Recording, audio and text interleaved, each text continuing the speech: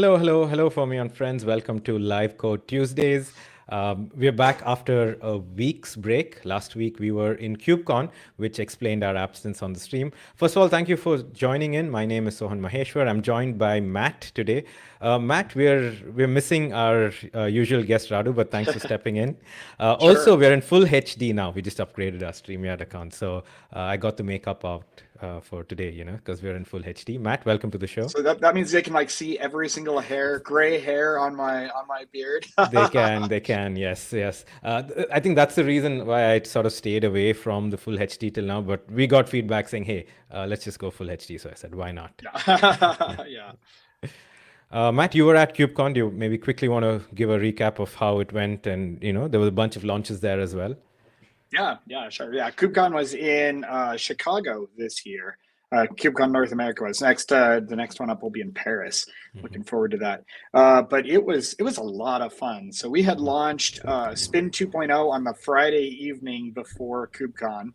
And the big news there is support for the component model. And I know we've got some live streams coming up to talk about the component model and how to build applications that way and how to do some polyglot application building, a whole bunch of fun stuff.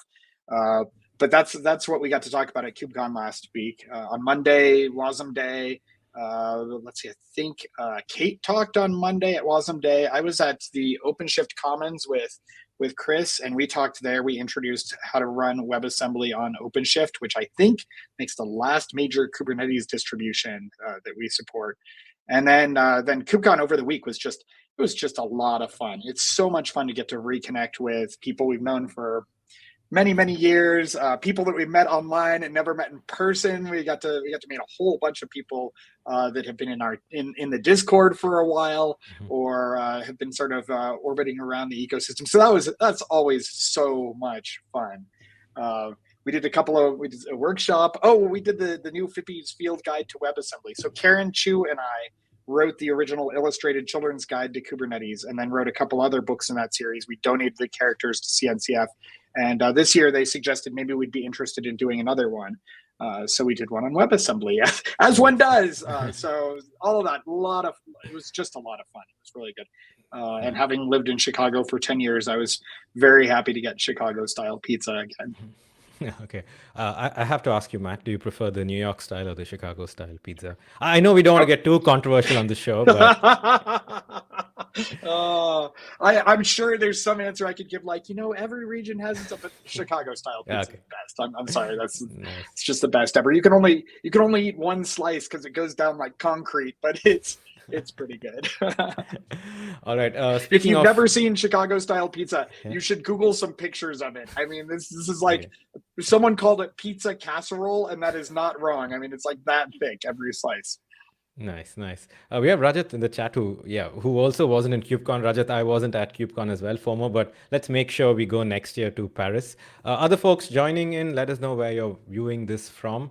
Also, let me know if my audio is doing okay. It's the first time I'm trying this this streaming setup. Oh, speaking of Karen, what about Detroit style pizza, Matt?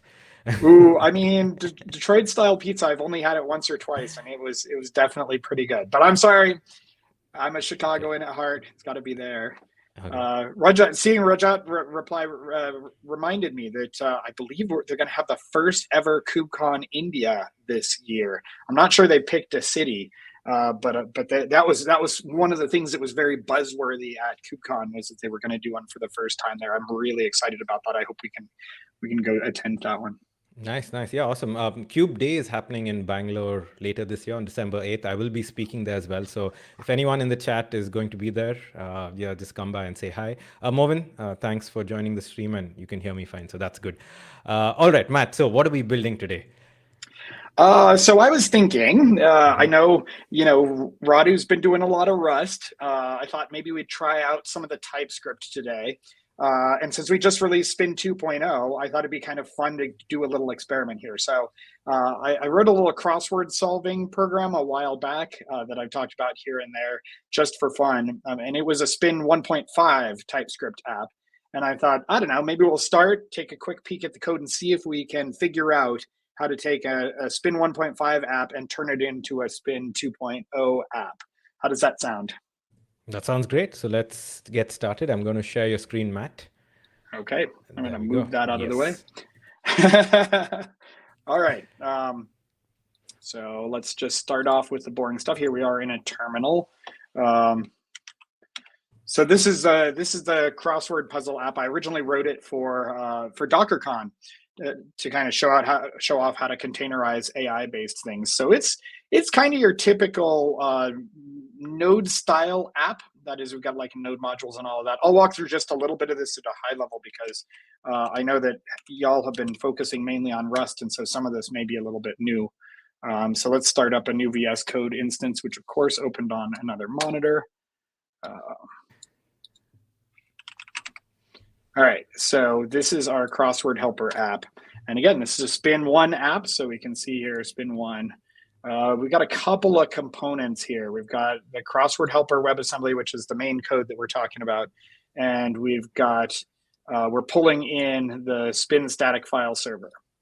And the reason why is because this app has a UI. So let's do a little spin up here. Actually, I should probably spin build this because I have no idea what state it was in the last time I played around with it. And then we'll do a spin up. Yeah. So this people is how like it works. Sorry, Matt, but people like your terminal style as well. So good job. So I'm running Ronin's Fermion themed VS Code theme. So, okay, so here's our crossword helper. I'm going to size that down a little bit. So the idea was I like to do crossword puzzles, and I don't like to cheat per se, but sometimes I need help. And my family tells me that my asking them what different shades of pink are or who is in the Bourne Identity is actually not a fun thing for them to do. So when I get a crossword question like pinkish, I'm going, all right, well, I need some shades of pink. I don't know a lot of shades of pink. So what are several shades of pink? And then I can ask this. This is using Llama 2 in the background. Mm-hmm. And it takes a couple of seconds because, well, actually, I really should have run this on Fermion Cloud because it's going to take a lot longer. Oh, maybe that's something we could do is figure out the gateway. But it's gonna run there for a while. And then at some point, my local version is going to come back and with an answer. I'd love to see your activity monitor right now, Matt. I was going to say, I just realized I'm streaming video at the same time that I'm, this might not have been a good plan. Let's run a 13 billion parameter model when we're live streaming. And what could go wrong, right? In all fairness, I really only have the 7 billion param model locally. So, it's not, but it's going to run there in the background. But you can see here, we've got a UI. This is based on the Twitter Bootstrap theming system. So if we went and looked over here, we can see, let's see, here's the file server, and it's serving stuff in assets. And if we are to go over to assets, we'll see this one index.html file, and that's basically got the thing that we're looking at there. A little tiny bit of glue JavaScript to do things like send off the request and then paint the response down here. So we'll see all of that in a moment. Actually, this would be a great time to set up the gateway. Yeah. I see a bunch of folks just joined in. Folks, let us know where you're streaming in from. We always love to hear from you. Let us know in the comments. We're building, actually, Matt has already built a simple Spin app to help solve crossword puzzles. So we are porting that from 1.5 to 2. For those of y'all who didn't follow the news last week, we launched Spin 2.0 with so many amazing improvements and features. So we'll be talking a bit about that as well as Matt updates his app from Spin 1.5 to 2. So we're still sort of sitting there waiting for that. So let's take a look at the code. So I wrote this code in TypeScript. I'm going to hide the prompt because the rest of the code is all very, very easy. So here's our request handler. This is what it looks like in TypeScript, right? It's just an async handle request feature that gets, just like the Rust version, gets a request, returns a promise for a response. So all we're really doing on the back end of this thing is we're grabbing the request body and decoding it because it comes in post encoded. And then we are running an LLM inference. We're using a particular model, which of course is Llama 2. and we're asking a question and we're limiting the response to only 250 tokens, right? So that's the inference. And then all we're doing in the response is returning 200, setting the content type, and returning the entire inference, the entire response object as a JSON string. So if we were to look at the response object's going to have text and it's going to have usage. We look at usage. Inside of that, we're going to have the number of tokens generated and the prompt token count. So it's a fairly simple object that we get returned back there. Mm-hmm. The prompt, though, so the ask function is basically doing the prompt. And here we can see the big giant prompt. A prompt sort of goes in this same style, right? You have S, which is the start of your session. Then you mark an instance, which tells it that you're going to do a little chat exchange in your prompt. And then sys is going to tell it what the system prompt part of it, which is all of this in this example. And then when you're done with the system prompt here, let's see, it's 2 sys, and that's capitalized. And then after that, this is where your main query part is going to go right back there, right? And then optionally you can, well, you should close off the inst tag and then sort of optionally close off the s tag. So this is sort of the pattern that you use when you're writing Llama 2 apps, right? So again, this is telling the chat bot how to behave. This is telling the LLM how to behave, and then this is the user supplied input in the query thing. So with that kind of in mind, we can look at this and see, okay, this is actually a fairly elaborate prompt.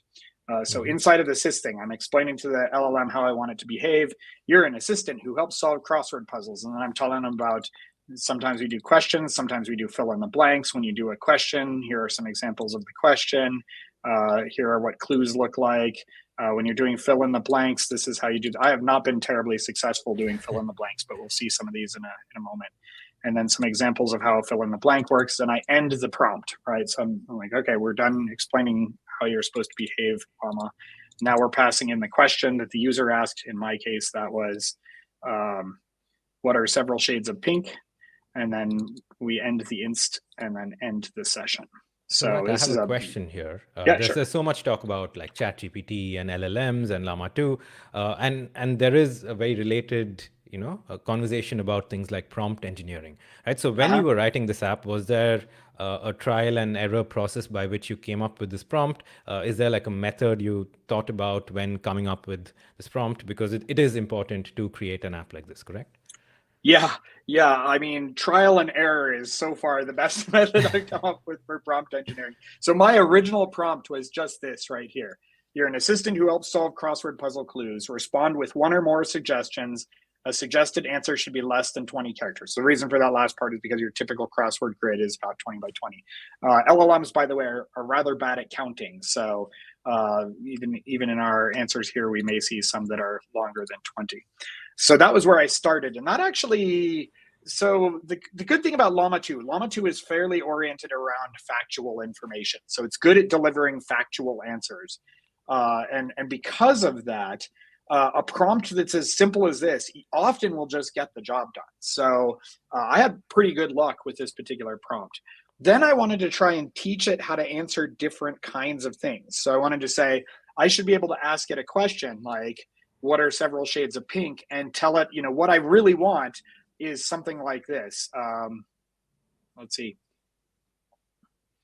What are some shades of red was one of the training questions I had asked. And kind of said, I want to get multiple answers back. And so I gave it a little demo of what I wanted there. Actors who played Batman, same kind of thing. I was trying to come up with examples to give it that would show it how I wanted it to behave. So a lot of this stuff is really kind of back and forth where you're going, here's what I want you to do. Here are some examples. And what we're doing is we're training the predictiveness, the way that it does its prediction when the LLM is sort of trying to reconstruct what's essentially like the probability that this word comes after this one in this particular context.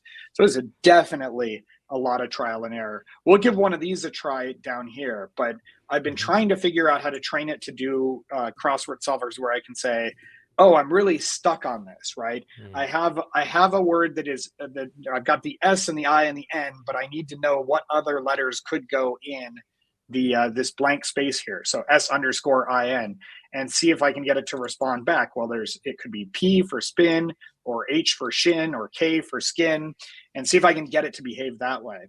What we'll see when we play around with this, in fact, let's just do a spin deploy so we can do some of these a little bit faster. So when I do a spin deploy, then I get to use the A100s that we've got running on Fermyon Cloud. They are a lot faster than the, and I didn't even think about this beforehand. I should have recompiled spin to use the metal GPU that's inside of my Mac M1. But right now I think it's using just CPU, which is why it's taking so long. So we'll do this and try out, and I'll show you a couple of these examples of how I'm trying to do the prompt engineering here. But anyway, yeah. So fill in the blank is a lot harder for an LLM because fill in the blank, the way it's generating tokens is sort of probabilistically. In the past, where has it seen these kinds of tokens and what has been the next possible candidates in that list?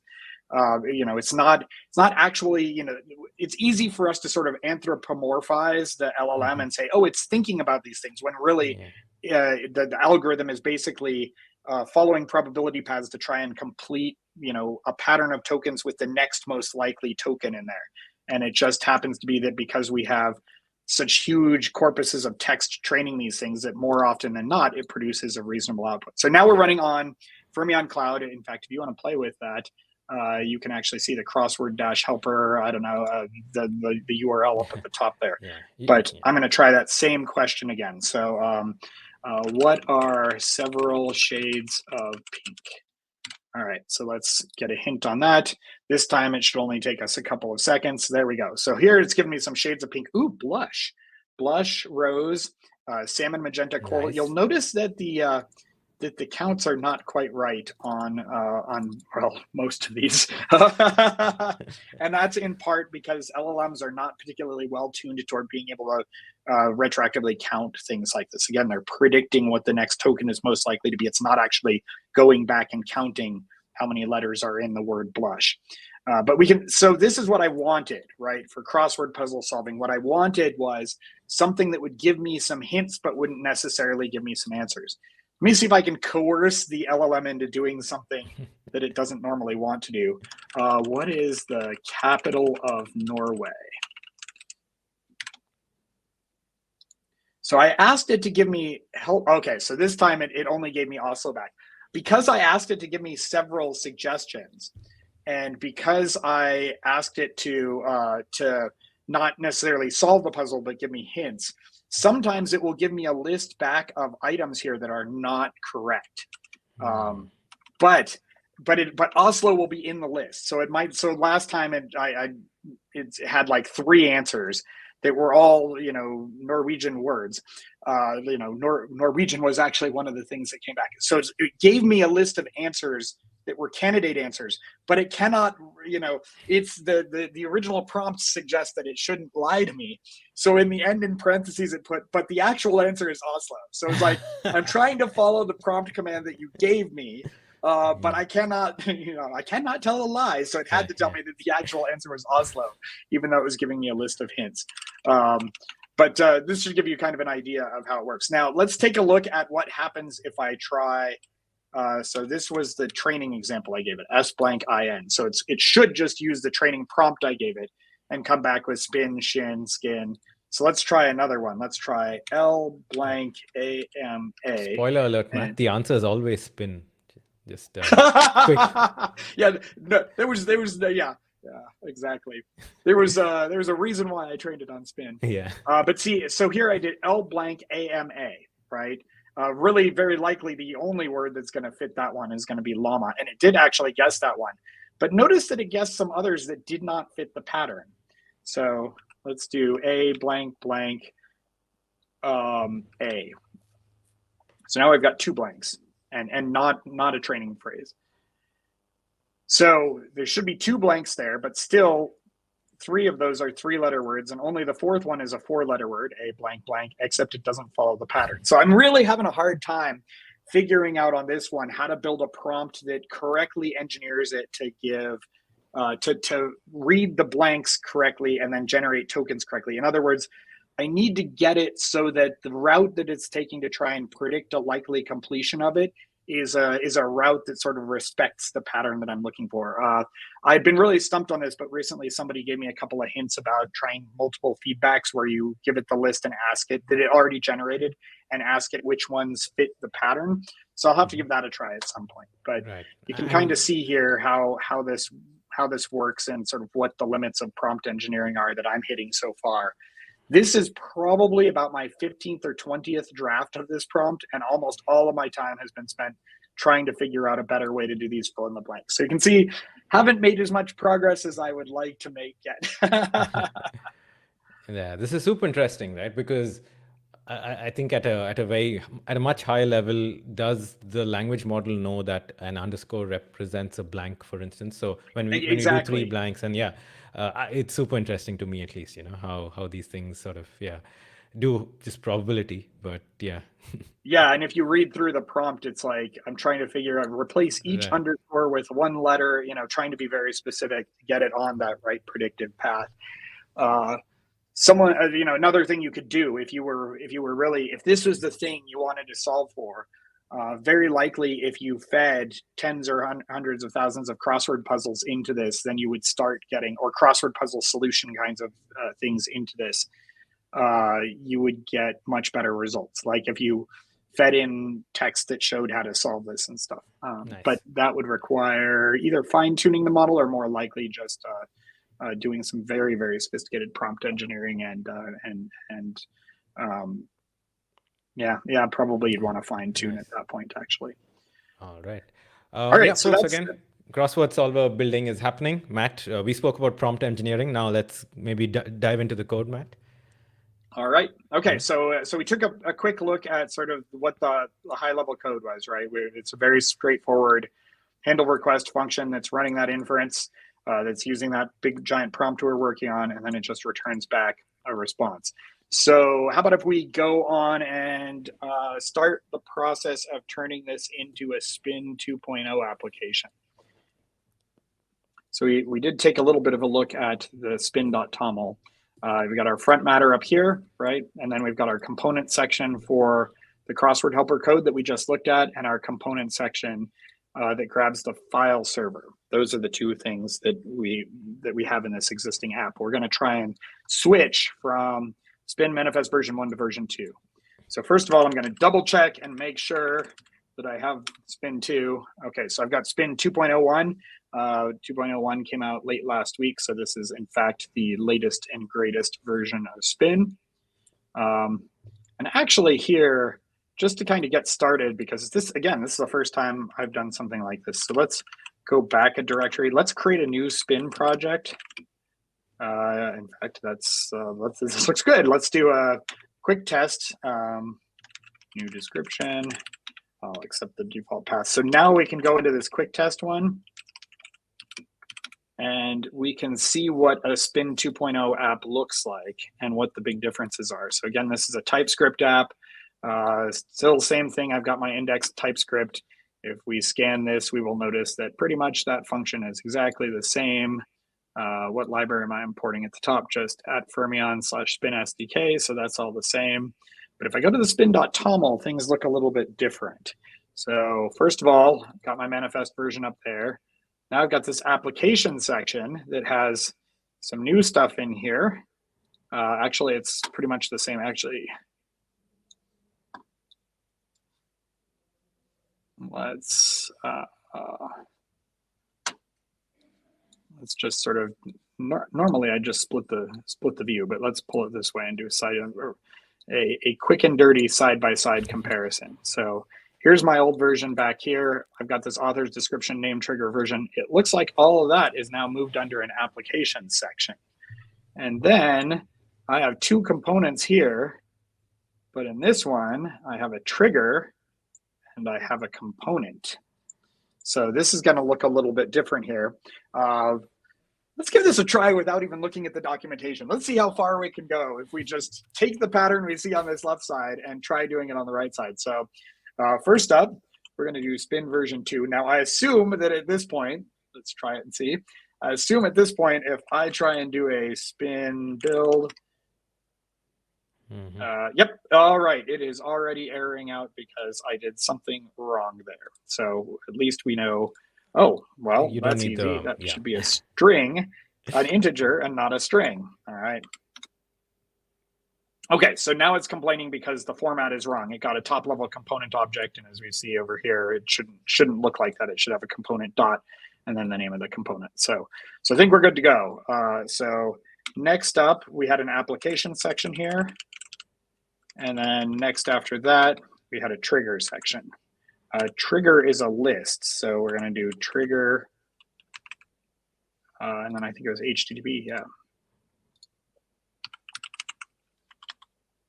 Okay, so let's take a look at this trigger here. So trigger has a route and a component. So we have a route dot dot dot. Let's see, what did we map to dot dot dot in our old one? We mapped this one. So this is the component.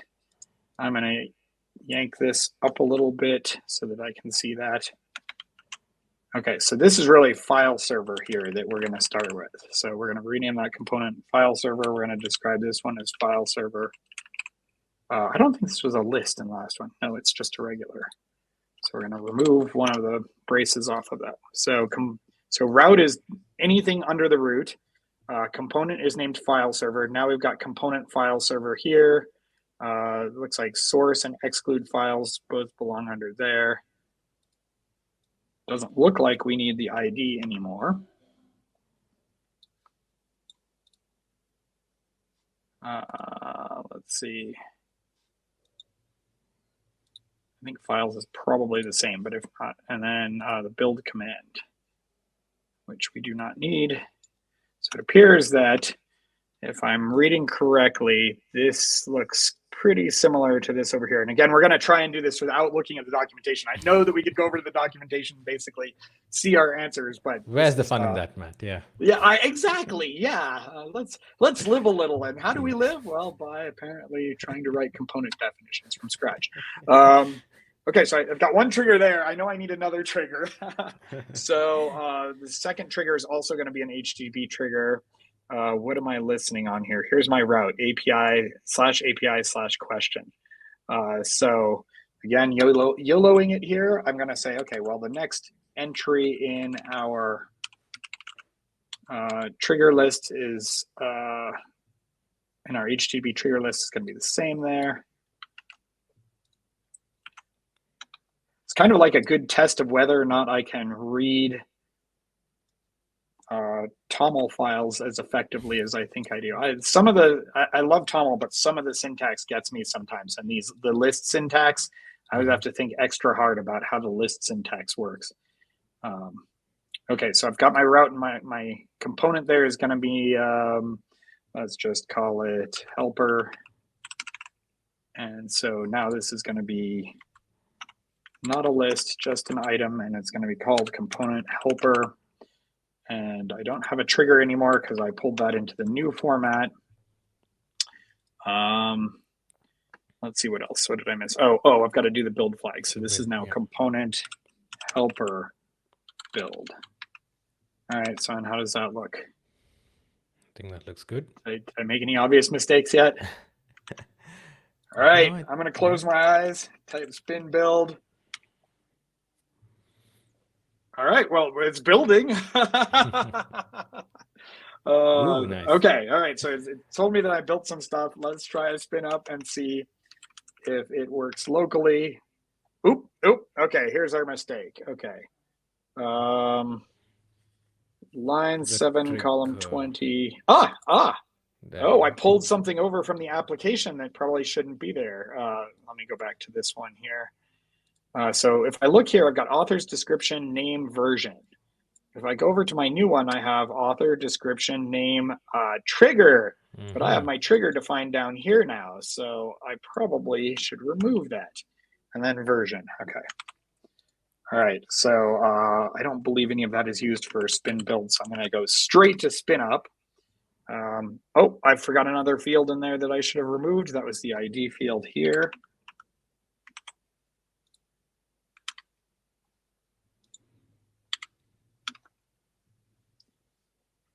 Okay, all right. So we're at least a more promising error here.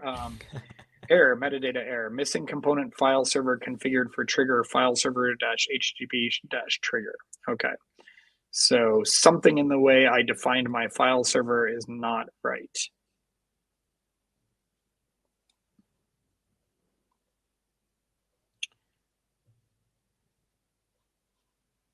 Missing component file server configured for trigger. That's kind of file. Oh, that was an important E. Good, because I'm sitting there thinking, that's not an error I've seen before ever. Yeah. Okay, so now we just started it. So we should be able to start up the UI, and we see that I'm going to type a question in, even though I'm not going to type a question. I am going to go straight to deploying to Fermyon Cloud in this case.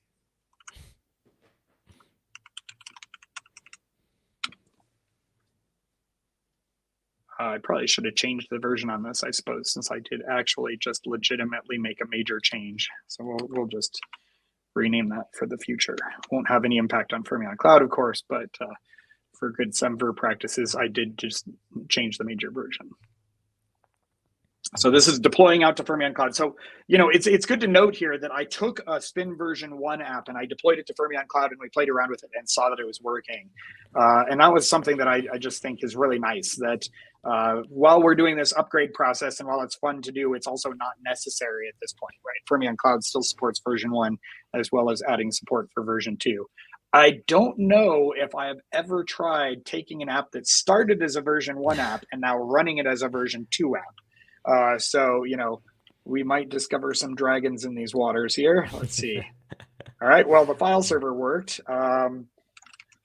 Who were the stars in the movie The Bourne Identity? This was actually the question that started me down this whole path of doing this LLM crossword puzzle thing, because I'm like, I remember that Matt Damon was in it, and I don't remember anybody else. Matt Damon, Franca Potente, and Chris Cooper. And I think Chris Cooper was actually the one who was the solution to that answer. Okay, all right. So we did actually just get a version of Spin version 2 app up and running with shockingly little trouble. I expected it to be a little harder than this, to be honest. So that's good. That's good. We made some progress here. At this point, I'm gonna git commit on this one.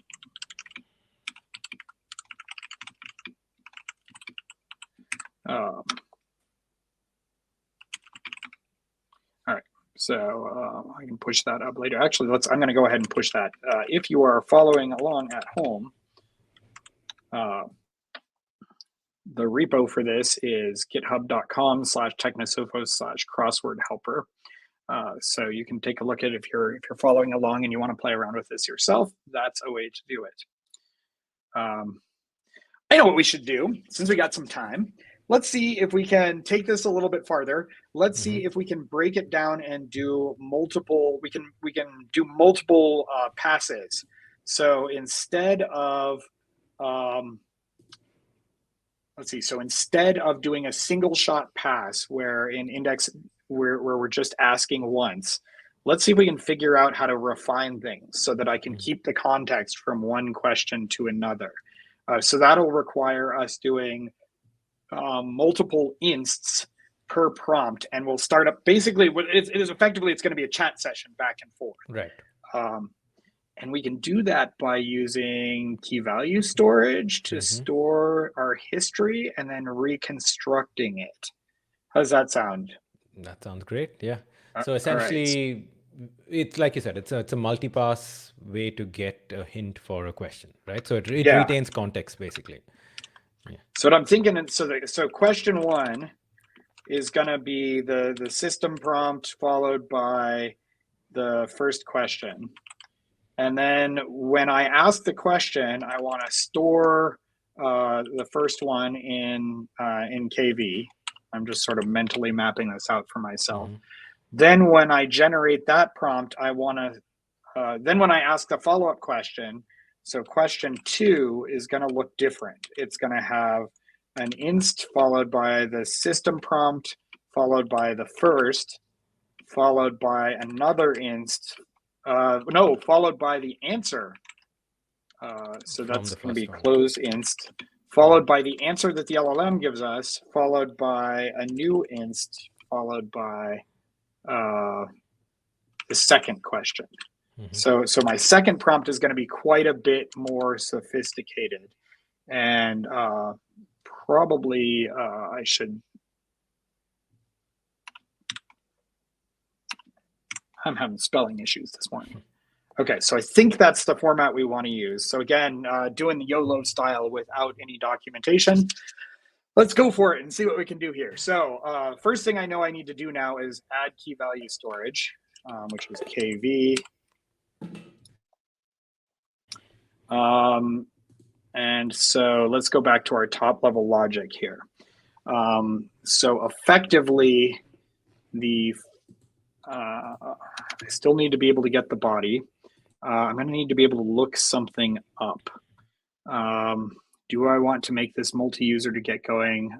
Let's not. Let's give ourselves a key. So effective. So if I were doing this multi-tenant style, right, which is definitely the way, multi-request style, which is definitely the way I want to do it. And if we get farther along, we'll do it that way. What I think I would want to do is I would want to generate some kind of unique identifier, like a ULID or a UUID or something like that. Actually, a ULID would be great. ULID would be really good for this. I'm going to make a note to myself. A ULID would be a good key. Because a ULID is timestamp oriented, so we can actually expire things later. But for now, let's say that we want to just do something like, let's see, so what are we storing here? We are going to ask a series of questions, and we are going to store some, I think what we want is sort of like a JSON array that's going to have a list of questions that we asked and a list of, basically like an, but you just want the question and the answer, correct? Yeah. So I'm thinking what we want is something like question, string, answer, string. And I think that's going to be our, I'm going to remove the punctuation. I think that's going to be the form of our object that we return back.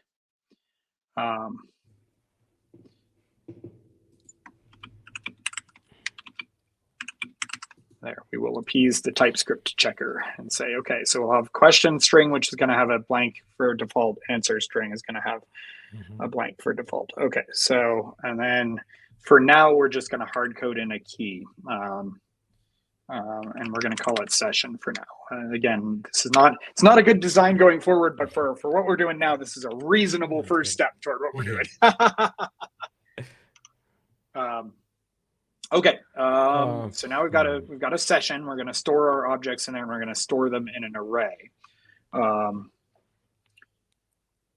So we want to kind of lazily get this. So first we need a new KV store. So let's do store equals kv.openDefault, which reminds me, now we've got to add that to the spin.toml file. This is where it's going to break down. I'm going to have to go for the documentation on this one because I do not remember what the directive is for key value storage. Folks in the chat, I've put the key value store and which is the blog. You can get the links for the documentation from there. I've also put the link to the GitHub where the code is. So every time Matt adds a feature, he pushes the code to github.com/technosopho/crossword helper. There's also a blog post explaining the thought behind this, but you can always watch the stream. Let us know if you want us to build something with this crossword helper, if you have any other approaches to solving this similar problem, or if you've tried building something like this, we'd love to hear from you. All right, Matt, so here we go. This is what we want. We want to add this to our spin.toml. Yes. Key value stores is default, Mhm. and that will tell the WebAssembly runtime that we are giving this component permission to use key value storage. Because again, with WebAssembly, we're secure by default, and we don't let our code do things that we don't really want it to do. So now that I've done that, so again, key value stores, I just enabled the default storage. So now when we do open default, that'll get the default storage. So now store should have a thing. Okay, so let's go with, all right, so if store.exists session, sorry, I called it key. That was a bad name. We're going to rename that to session. I'm going to get really confused by myself if I call that key. Okay, so if we have a session, then we're going to do one thing. Otherwise, we're going to do another. Okay, so if we've got a session, we're going to reconstruct our prompt. So let's just call let prompt equals some function that we have not yet written, but we're going to pass the question into that. Okay, so if the session exists, we want to reconstruct our prompt using all the previous input. Otherwise, we're going to want to create a session and then add the root prompt to it. So let prompt equal, oh, we already have our ask prompt. And that's going to take the question. And then we're going to have that sort of outer one that we've done before. So, and then we want to store this in both cases. We want to store this in, so kv dot, oops, nope, sorry, store dot, we're going to use the set and get JSON methods on this one. So we're going to set JSON session and prompt. Nope, that's not really what we want to do. I'm getting ahead of myself here. Okay, so now we have the prompt. Let's just go with that, right? So this is the prompt we need to run the inference on.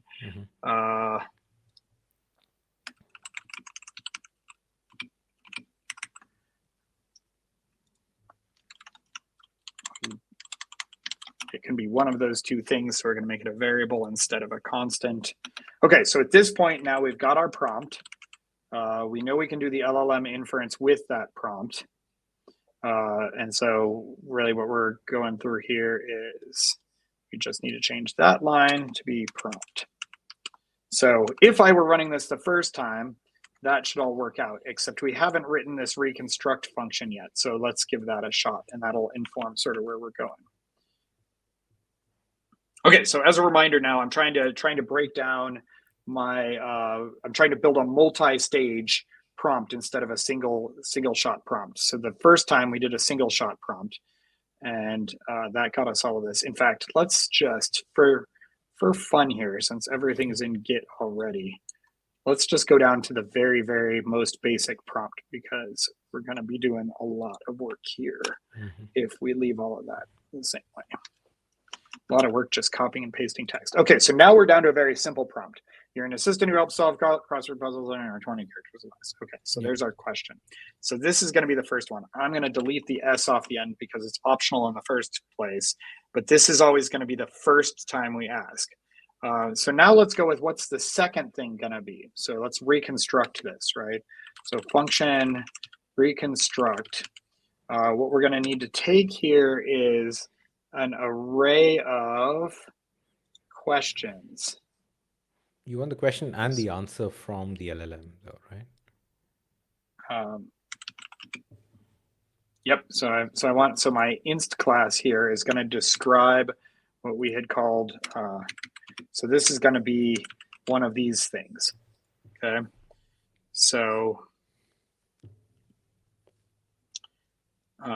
So this is the inst here, and we only want the system prompt the first time. So in the rest, we just want the question and we want the answer.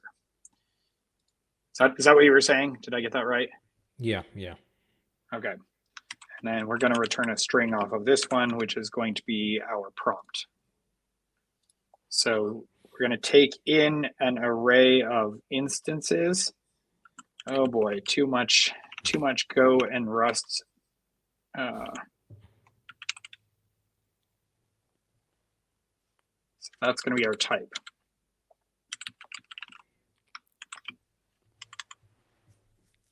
I got that backward, didn't I? It's supposed to be inst array.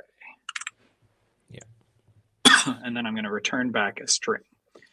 And essentially, what I think I'm going to do is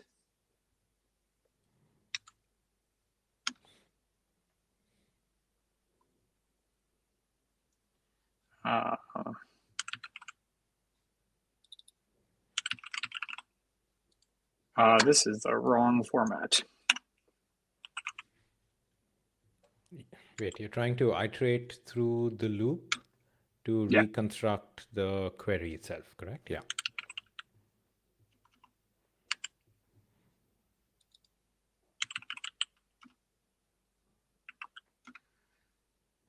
Getting old school here.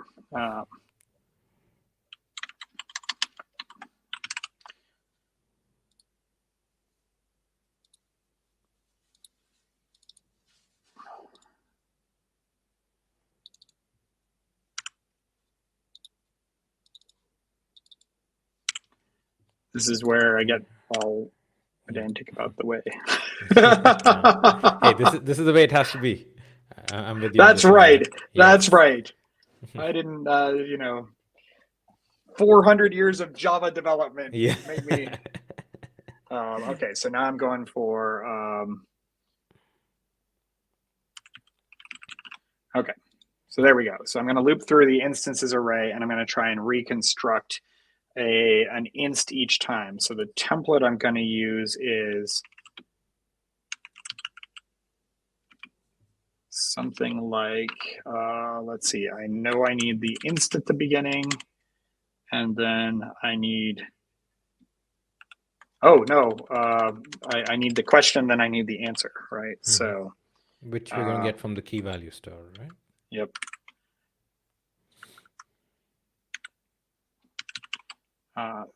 Sorry, I did that wrong. Inst is just one bracket. So it's inst followed by close inst. Mm-hmm. And then inside of this is where I'm going to do the question. So this is inst.question. And outside of this, I'm going to do inst.answer. So at the end of that, I should have a list of, yep, that looks right. So I should have my session and then inst answer. Okay. And then I've got this, essentially I've got sort of a string buffer here. Mm-hmm. So we're just going to call it buff for no reason. And prompt here is actually just going to, actually we should call this prompt because the thing we return is going to be the entire prompt. Yeah. Okay, so prompt, we're just going to append the question to it, and then we're going to return prompt at the end. Okay, so let's, I'm going to kind of mentally walk through this. So instances, we get an array of inst objects. We start with an empty prompt. We're going to gradually build up a bunch of instant answers there.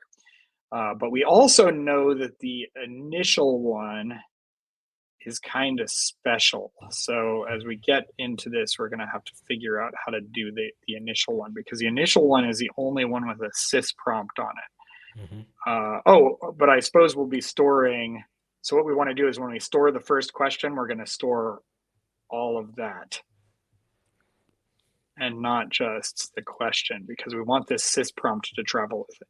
Or another thing we can do is declare the prompt as a constant up here. Let's do it that way. Actually, this should actually make some of our prompt engineering later on a little bit easier. So we're going to pull out all of that sys stuff here. We're going to plop that in here. And now we have a nice encapsulated system prompt here. I keep forgetting I really don't need semicolons. So here we're going to do sys prompt followed by question. That's how our first ask function is going to go. And now wait, when why we is that get throwing here, an error, Matt? Is it throwing an error? oh, am I throwing an error? Yeah, line 22.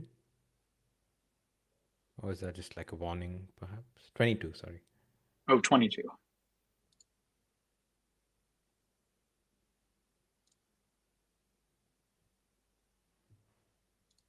Okay. Oh, that's my, I have a spell checker turned on. Okay. As you may have noticed in the course of our coding, spelling is not my forte. So I have a spell checker turned on for my code so that I can, not spell things as wrongly as I often do. So I think that's, so what we got there is sysprompt is not a known word. Okay, so I think what we should end up with the interpolated result is something like what you see there. You are assistant in zone. Okay, so I think that all looks good. Okay, so the first time we go through ask, so if we get to this part here, we're going to end up with something very similar to what we got before. Here we're going to have to do a little bit more, and we're going to just do to make this sort of, let's see, how do we want to do it? I think let's give this a shot.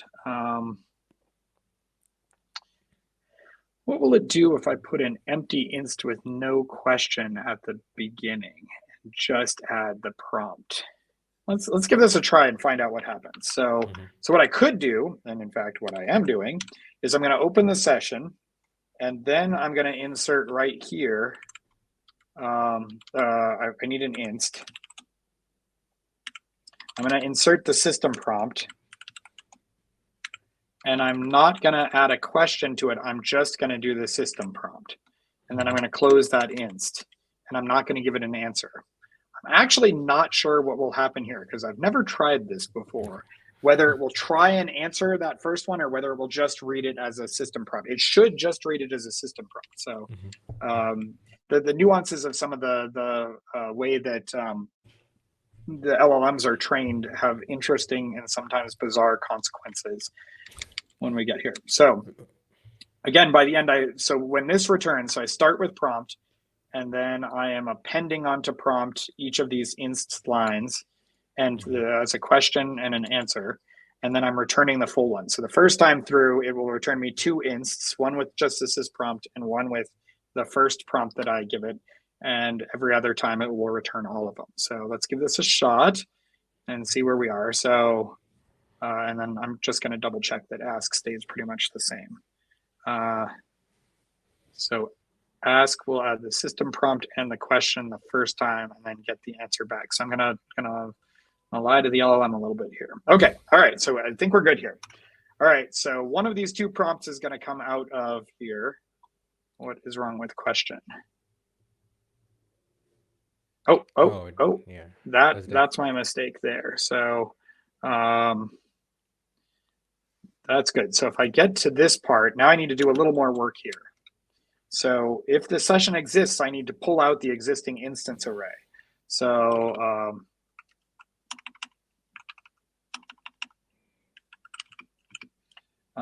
let's do a store.getJSON. And the key I want to use is my session key. And I know from my exist that that's going to exist. So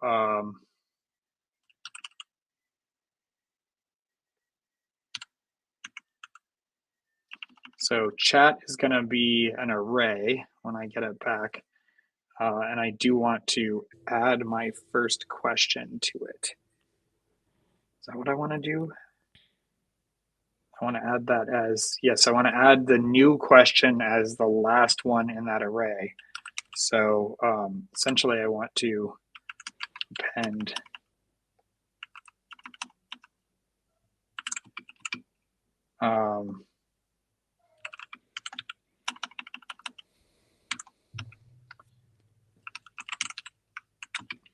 and then my new question, and answer is going to be blank because I don't have that yet.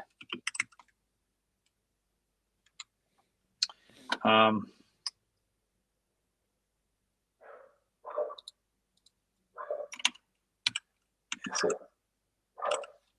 here's where my TypeScript is just rusty enough that I cannot remember if I push a new array item.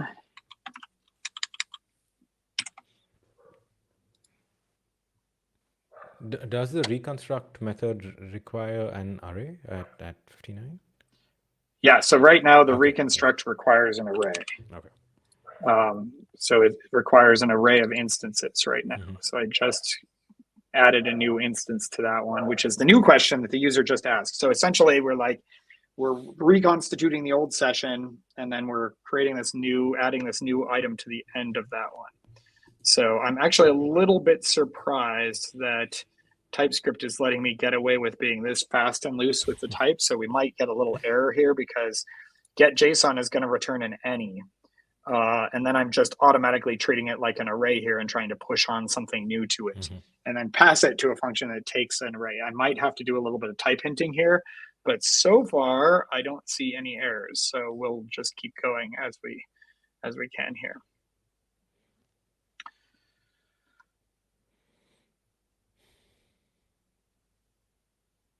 All right, so if it's got, all right, so I think we're doing okay here. So by the end of this, we'll have a prompt that's a string based on the reconstruct function, or a prompt that's a string based on the ask function.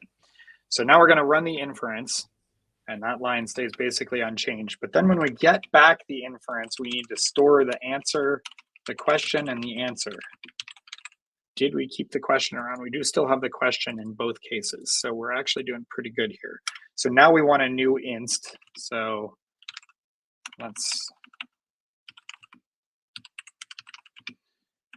and that new inst is gonna be, I'm gonna type hint it to make sure I'm,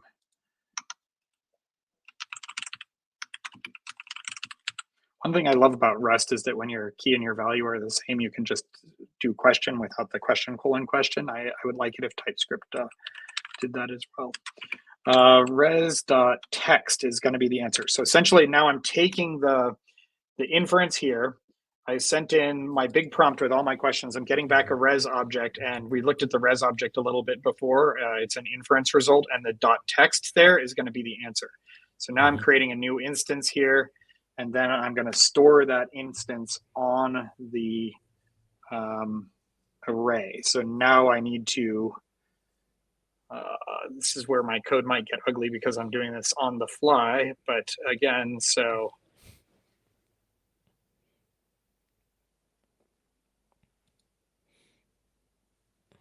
I need to, yeah.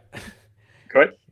Oh, no, I was just saying, just giving like a small recap of how we initially moved the Crossword app onto Spin v2, and now we're adding a feature to this Crossword app whereby you can actually get a clue for your crossword puzzle, but we're doing it over 2 steps, right? So you ask a question to the LLM and you get an answer back, and you save that question answer in a key value store, and then ask a follow-up question to the LLM.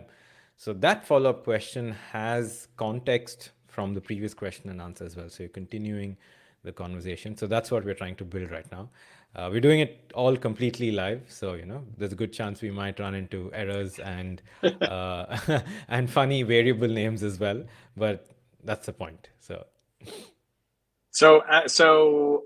we could do this a couple ways, and I'm gonna kind of switch up and go a little bit quick and dirty here. So before, we knew at this point whether we were working with an existing session, which is what the case here, or what to do if we didn't have a session already.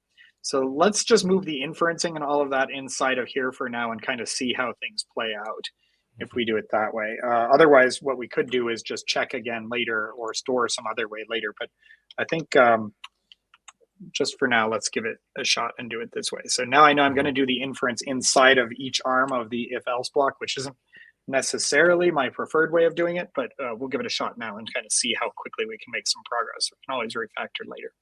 So now I've got my prompt. I'm inside of the case where I know that I have a session. And and I've already loaded that session here. So the chat is the name of that session. And I pushed on a new question and answer.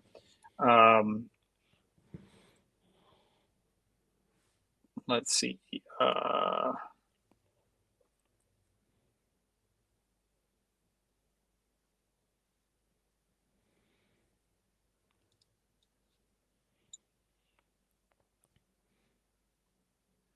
Now I've got my new prompt. I don't want to do this though.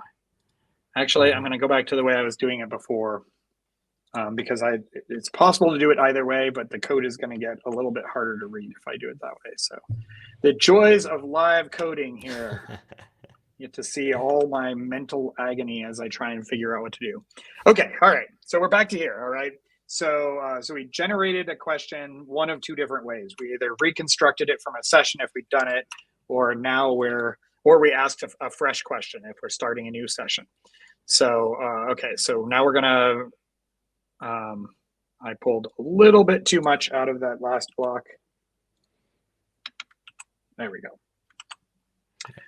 So now we're gonna ask the LLM. We ask the LLM gives us an answer. Now we need to store our session before we return our results to the user.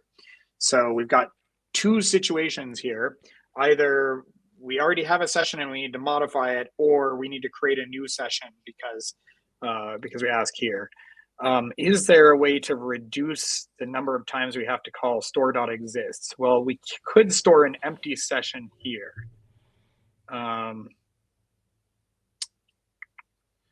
The benefits of that would be that we don't have to do an exists anymore. The disadvantage is we are doing one extra set JSON. Should take just minimal performance hit here. I think that's fine. I mean, I think for I the think purpose of a fine. demo as well, Yeah. So all we really need to store this first time is the system prompt. So, so we're going to do a store.setJSON. The name of this is going to be session, or whatever's in our session there. And the value is going to be an array with an instance object where the question is our system prompt. And the answer to the system prompt is nothing. All right, so now we're creating just that kind of rudimentary first entry into the, and in fact, we could even move that up a line and do that before the ask, and not have that impact to the code at all. It doesn't really matter which order we do this in. So store set JSON, we're going to give it this JSON object, an array of instance objects, of which we just declared a literal one with a question and an answer. And again, I spelled system prompt, and its blue wavy underline is because it doesn't like that it is not a word. Okay. All right. So now we've got basically like, we've got at least a session for each of these. We ran our inference. Now we got a response back. Now we need to store that response in the instance array before we continue on. So here's what we're going to do now. We're going to get back the current session. That's going to be store.getJSON, and that's going to be the session name for the key. So now we've got the current version of our history. We're going to push a new object onto it. That new object is going to be an instance object. It's going to have a question. The question is going to be it's going to be the question. It's going to be the question the user supplied. And the answer is going to be, wait a minute. I am doing more work than I need to, because all I really need to push on here is the exact thing I just created above and called myInst. Yeah. So we're going to push that onto the array. Then we're going to store that. So store.setJSON current.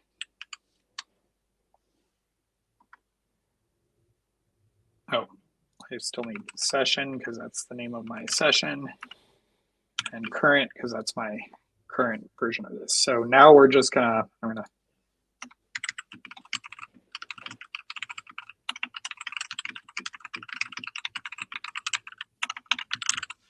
and that's all we're doing. We're storing the latest version of our chat before we return. Okay, so now at the end of all of that, we're gonna send back the response. We're gonna have to do a little more work on this later on, but let's kind of see. Well, first of all, let's see if we even built a thing that builds. So spin build. Fingers crossed. Yeah, no kidding. I'm gonna close my eyes if it's wait, it built. Whoa, Okay, nice. okay. Because we're yellowing it here and because we want those A100s, we're gonna go straight to a spin deploy. Let's test out in production, right? Oh, what could go wrong here?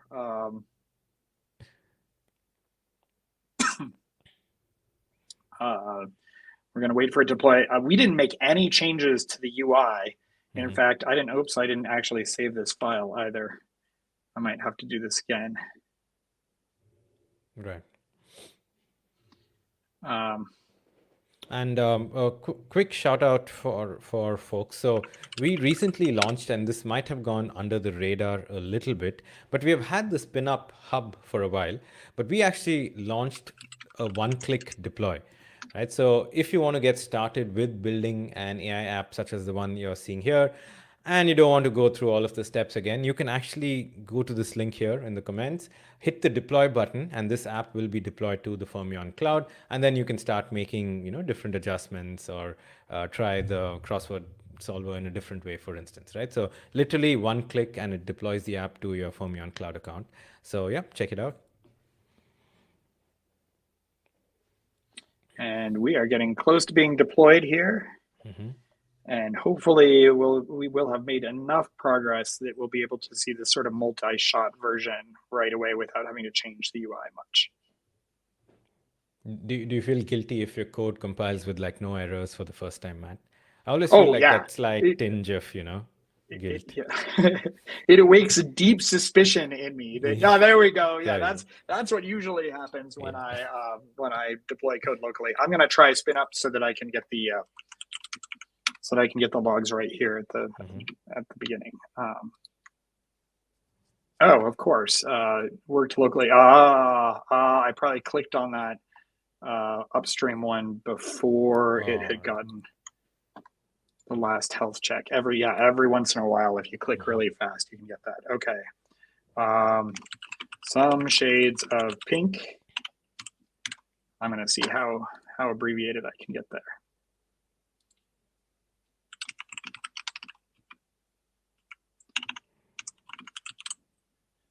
It should, well,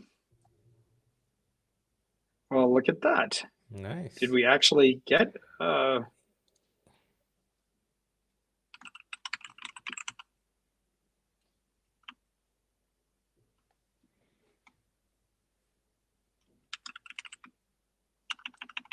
so we've got a little bit of UI work to do here, right? Because we can see that the next time out, we printed a little bit of some inst here. But we do seem to have gotten a multi-shot working. So I know we're coming up kind of close to the end of time here. Not the end of time, Yeah. the end of stream time. I Yeah. think the next thing we do here is go and play around with this. Actually, can we try the Batman example, Matt? Because I can think of like 6 or 8 people who have played Batman. So if it gives us 3 options, and if we say something like, "Can you give me more?" Do you think that would work? Okay. I asked slightly differently. Oh, Ooh, this is oh, it's interesting here. So because now it's I'm taken actually the grabbing some context from some of our previous answers, yeah. and I have done something wrong, and it's freaking out a little bit. But we did get that. So let's see. Is it reading like some key value store that it's not supposed to Yeah, be? probably because I only set one session key. If anybody else is playing with this right now, I'm Ah, getting some of their answers in there too, which is fascinating. yeah. Um, so here I got some others: Adam West, George Clooney, Val Kilmer, all who did play Batman. The Adam West in the original, Val Kilmer in one of the series, and George Clooney. I don't remember him playing Batman. I have no recollection of that movie whatsoever. I Batman mean, and Robin. yeah. Yeah. So this is really fun because now we're seeing why having one session key named session was a bad idea. So what we would really want to do was have each instance of each time I render that first HTML page, and we can take a quick look at what we'd want to do here. We'd probably want to pass in when we do this call So we do a fetch right here to API question. What we want is a session ID that's unique to my particular browser session, but is also storing up that history. So in this case, again, this is where we'd want to say, okay, instead of this being the session key, what we want to do is share a session key with the HTML page, so that every time because as you've noticed, we're not reloading this page when we work on it, right? So we know we can have a session key for this page, and then refresh that each time the HTML here gets refreshed. And then we would have a session key that was just specific to, say, the particular crossword puzzle that I was working on. So I think that's kind of where we'd want to go from here. And then in our key value storage, instead of having just one session object, we would have each key would have its own. And then if we used ULIDs, which have a timestamp, then periodically we could go back through and say, clear any session that's older than X, or we could have a clear session button in our UI that said, okay, I'm done with this particular crossword puzzle, omit this session. And as I think about this, I'm thinking it would be kind of nice to have this history here once I get going, because crossword puzzles often have themes. And so, I'm sort of narrowing in on a theme as I'm asking. So did one, that's lots of ones about presidents for President's Day or something like that, right? You can imagine that as we narrowed in and kept asking questions about U.S. presidents, by refeeding that history in the prompt every time, we'd be refining the results too. So hypothetically, the longer we worked on this same puzzle, the more accurate the results would be for any kind of themed puzzle. So that'd be kind of cool. But yeah. Nice. All right. I'm also very impressed that it worked straight off the bat, Matt. So really, really well done. I am shocked. Shocked that it worked as well as it did, as fast as it did. I can only credit it to you and everybody else kind of keeping the momentum going by asking questions and things like that. Yeah. Whew. All right. Yeah, folks. So as a quick recap, Matt already had a crossword solver app built on Spin 1.5. He ported it to Spin 2.0 and then sort of built a new feature into it where you could have like a multi-pass conversation with the large language model to get like more clues for the crossword, right? And again, if you want to check out the code for this, you can check this link here, github.com/technosophos/crossword helper. Yeah, there are some kludges in the code in the last half an hour or so, but it works. That's all that matters. We got closer. We got closer. Yeah. And here, I'll push all of that up there, so that the version up there will be the latest one and where we stopped. And between meetings today, now I really want to add some session support. So we'll see. Check back later. Maybe it'll look better.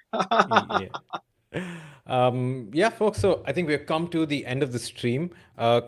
Another quick shout out. I just put a link if you want to get started with AI, serverless AI inferencing on Fermion Cloud and Spin. Two things you could do. You could check out the Spin Up Hub. Again, one-click deploy to the cloud. Or we just released a Getting Started AI tutorial as well. Right, so you can either start with Rust, Python, or TypeScript to write your first AI app. Check out this YouTube link and make sure you subscribe to our channel as well. For the folks who watched the entire stream, thank you so much. Thanks, Rajat, as well, for staying with us. Matt, any last words? No, thanks for hanging out with me. I know you've been doing TypeScript previously, or Rust previously in these streams, and once Radu's car is fixed and he's not at the mechanic anymore, he'll be back for his regular live streams. But thanks for having me. This was a lot of fun to try something a little different. Yeah, well, thanks for joining, Matt. And folks, see you next week again, same time, same place. Until then, have a good rest of the week and see you soon. Bye. Bye.